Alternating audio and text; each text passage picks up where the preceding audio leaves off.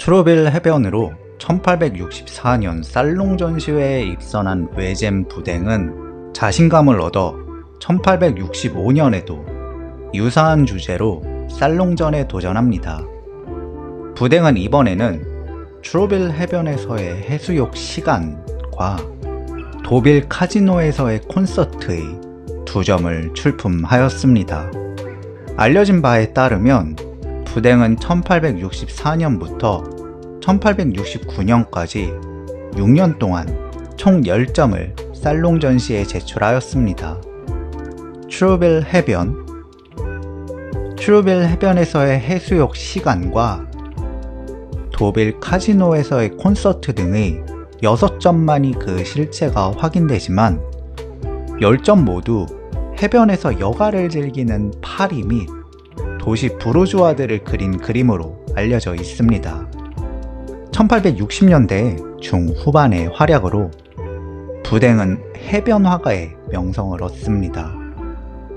부댕의 인상적인 활약으로 동료 미술가들 역시 해변 그림에 도전하기 시작합니다.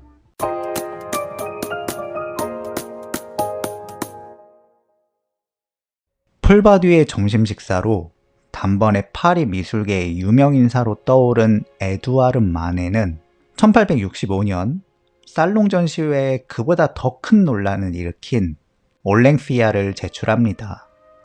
올랭피아로 당대 최악의 악동미술가 이미지가 고착된 마네는 1869년 살롱 전시회에서는 논란의 소지가 적은 발코니와 아뜰리에에서의 아침 식사의 두 점을 출품합니다. 두 작품 모두 입선하지만 여론은 여전히 이 두 작품을 조롱하기에 바빴습니다. 아무리 대중의 시선을 즐기는 성격이었지만 7년 동안 온갖 추문과 스캔들로 마네는 심신이 매우 지쳤습니다. 그는 1869년 가족과 함께 프랑스 북부 파드칼레주의 블루뉴셴메흐로 여행을 떠납니다. 파드칼레는 파리로부터 약 260km, 노르망디의 센마르팀주와는 170km 거리로 오히려 영국에 더 가깝습니다. 1848년 블루뉴와의 철도 개통으로 파리 시민들의 이곳 접근성은 비약적으로 개선되었습니다. 블루뉴로의 여행으로 마네는 새로운 시도에 도전합니다. 그는 도버 해협의 바다와 해안 풍경뿐만 아니라 해변에서 여가를 즐기는 부르주아 사람들의 모습 역시 그립니다. 마네의 그림에서 해변에서 즐거운 한때를 보내는 도시 부르주아들의 모습이 등장한 건 이때가 처음입니다.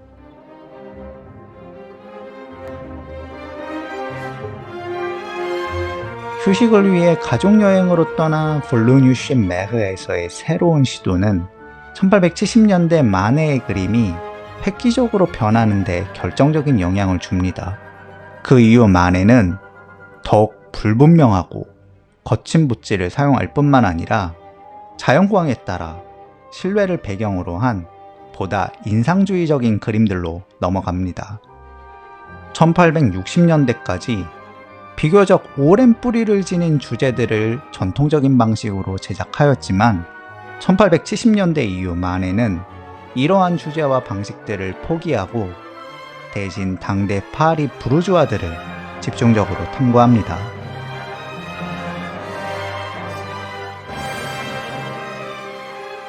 마네의 회화적 관심이 변화한 건 1869년 파드칼레에서 해변에서 휴식을 즐기는 파리 사람들을 그리면서부터입니다.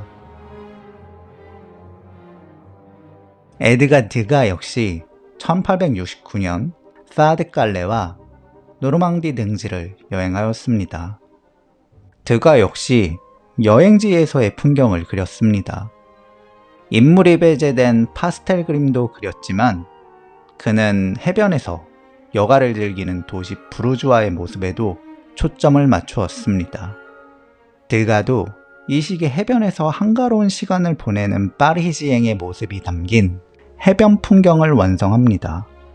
일설에 의하면 해변 풍경은 이 시기 드가가 노르망디 해변에서 그린 총 4점의 그림 중 하나입니다.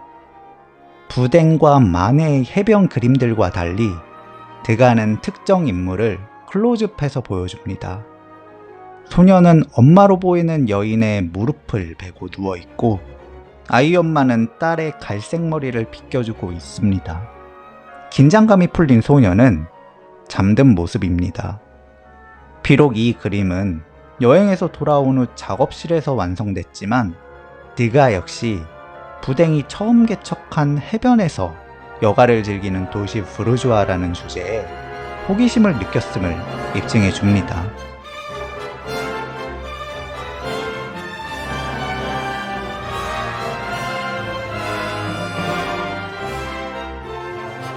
마네와 드가뿐만 아니라 1869년 마네의 발코니의 모델이자 훗날 마네의 제소씨가 되는 인상주의를 대표하는 미술가인 베르트 모리소 역시 1869년에 해변에서 휴식을 취하는 패셔너블한 파리 부르주아를 그립니다.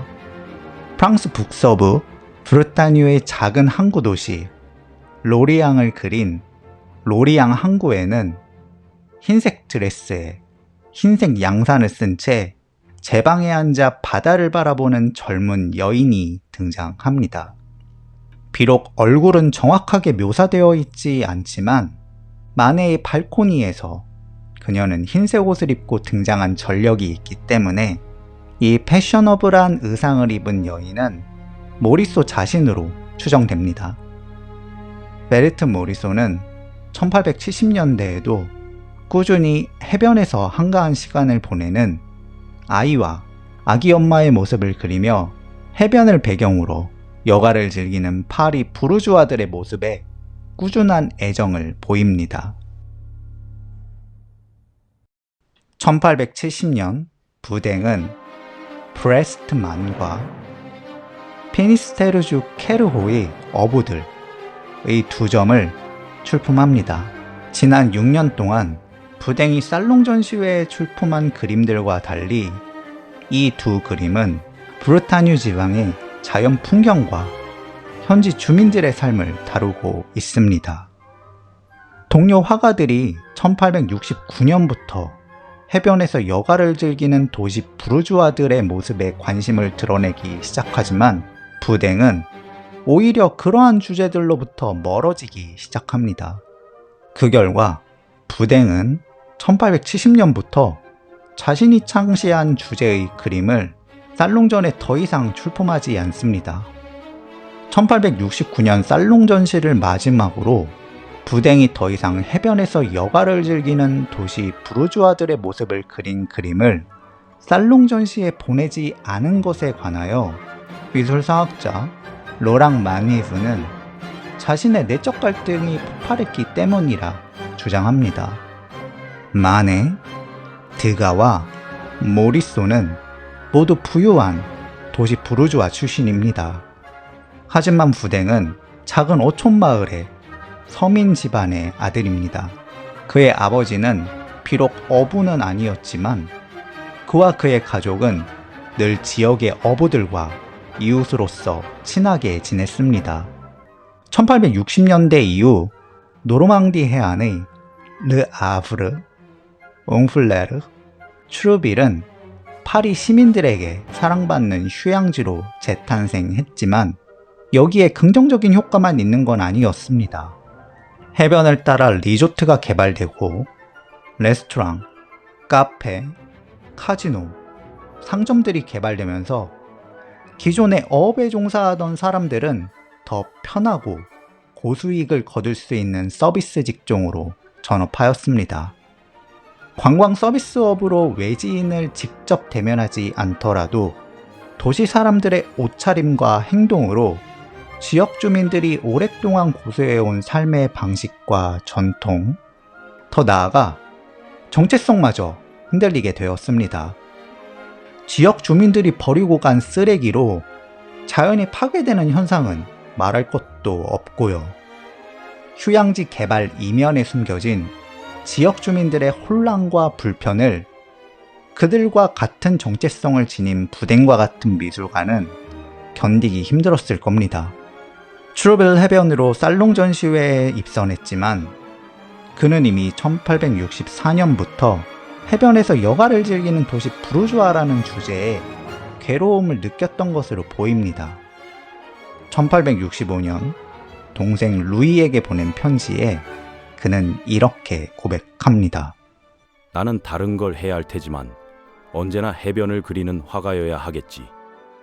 1869년 살롱전을 끝으로 더 이상 해변에서 여가를 즐기는 도시 부르주아들의 모습을 그린 작품을 살롱 전시회에 출품하지 않지만 그 이후에도 부댕은 작은 소품 형태로 지인들에게 선물이나 기념품 목적으로 관련 주제의 그림들을 계속해서 그렸습니다. 이는 부댕이 자신이 최초로 제시한 해변에서 여가를 즐기는 도시 부르주아들의 모습이라는 주제에 대한 애정 자체를 완전히 포기할 수 없었다는 걸 말해줍니다.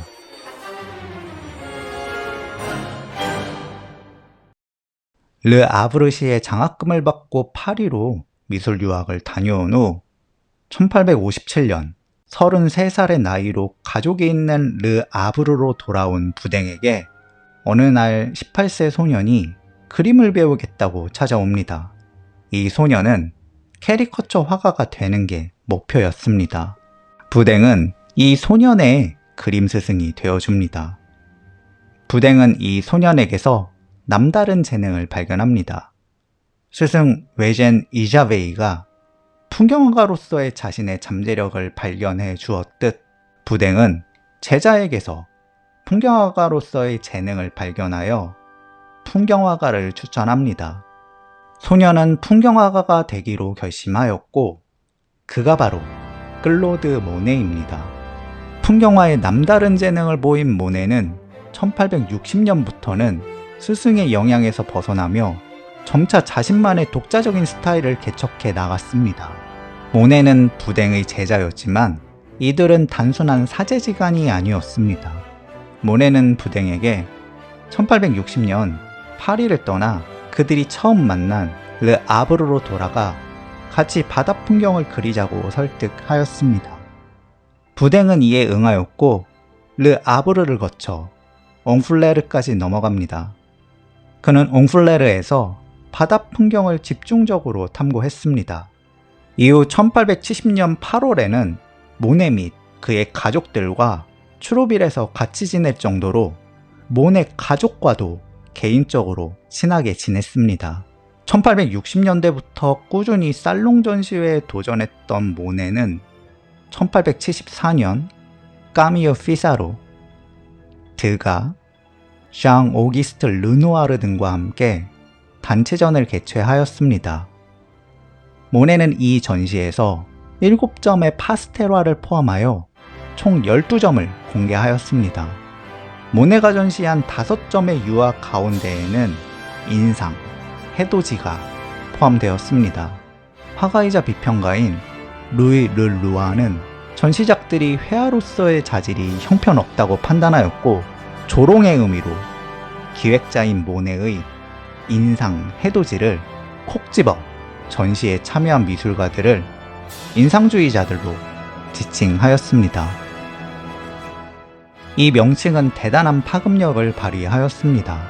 1860년대에서 이 단체전 이전까지 대상의 불분명한 윤곽 표현, 세련되지 못한 투박하고 거친 붓질 등의 표현적 공통점을 보인 미술가들은 마네주의자들로 불렸습니다. 하지만 이 전시를 계기로 그들은 인상주의자들이라는 명칭으로 불리기 시작하였고 현대인들은 마네주의자가 아닌 인상주의자라는 용어를 사용하며 그들이 주도한 미술운동을 인상주의라고 부릅니다.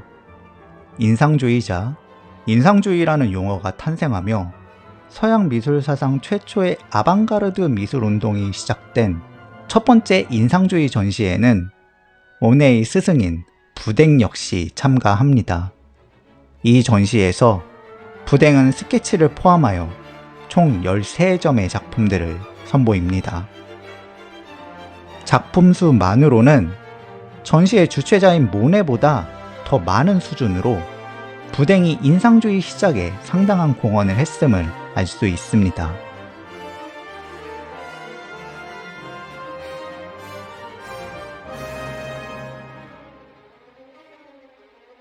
이렇게 부댕은 서양 미술 최초의 스캔들로서의 모던 아트의 시작점으로 여겨지는 1863년 낙선전뿐만 아니라 인상주의의 시작점인 제1회 인상주의 전에도 참가한 미술가입니다.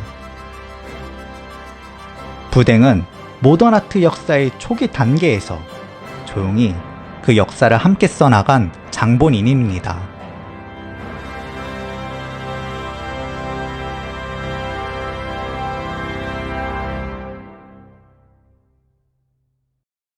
파리의 마르몽땅 모네 미술관에서는 2025년 4월 9일부터 8월 31일까지 특별전 외젠 부댕 인상주의의 아버지가 개최되었습니다. 전시는 총 80점의 작품들을 선보이며 부댕의 미술 세계를 총체적으로 보여주었습니다. 이 회고전은 총 8개의 섹션으로 구성되어 있는데 그중 하나가 해변 풍경입니다. 해변에서 여가를 즐기는 파리 부르주아들이라는 주제가 부댕의 예술에서 얼마나 중요한지를 인정한 기획입니다. 이번 특별전을 통해 부댕이 서양 미술 최초로 해변 풍경과 해변에서 여가를 즐기는 도시 사람들의 모습을 그린 미술가라는 사실을 효과적으로 전달할 수 있었습니다. 외젠 부댕이 모던 아트의 역사에서 차지하는 중요성에도 불구하고 부댕은 한국에서 거의 알려지지 않았습니다. 그가 단지 인상주의의 대표자 클로드 모네의 스승이자 동료였으므로 1863년 낙선전과 1874년의 제1회 인상주의전에 참가했기 때문에 주목해야 하는 건 아닙니다. 그는 17세기 푸생에서 18세기 클로드 조셉 페르네, 19세기 귀스타브 꾸르베와 장 프랑스와 밀레에 이르는 프랑스 회화의 전통을 계승할 뿐만 아니라 근대 미학을 제시한 샤를 보들레르가 강조했던 동시대 삶을 주제로 찰나의 순간을 빠르고 거친 붓질로 과감하게 표현해내야 한다는 모던 아트 미학을 수용하며 당대 프랑스 미술의 새로운 장을 개척한 인물입니다. 그런 부댕의 개성과 영향력이 가장 잘 드러난 주제가 해변에서 여가를 즐기는 도시 부르주아들입니다. 해변 그림은 모던 아트의 선구자, 인상주의의 아버지로서의 부댕의 중요성이 담겨 있습니다. 아울러 현대인에게는 너무나 당연한 여름철 휴가 기간에 바닷가 해수욕장에서 해수욕을 즐기며 더위를 피하는 오늘날의 문화가 당시로서는 이제 막 생겨난 새로운 현상이라는 역사적 사실 역시 숨어 있습니다. 한국에서도 부댕과 그의 해변 그림들이 정당한 평가를 받는 날이 오기를 바라며 인상주의의 아버지 외젠 부댕 시리즈를 마무리하고자 합니다.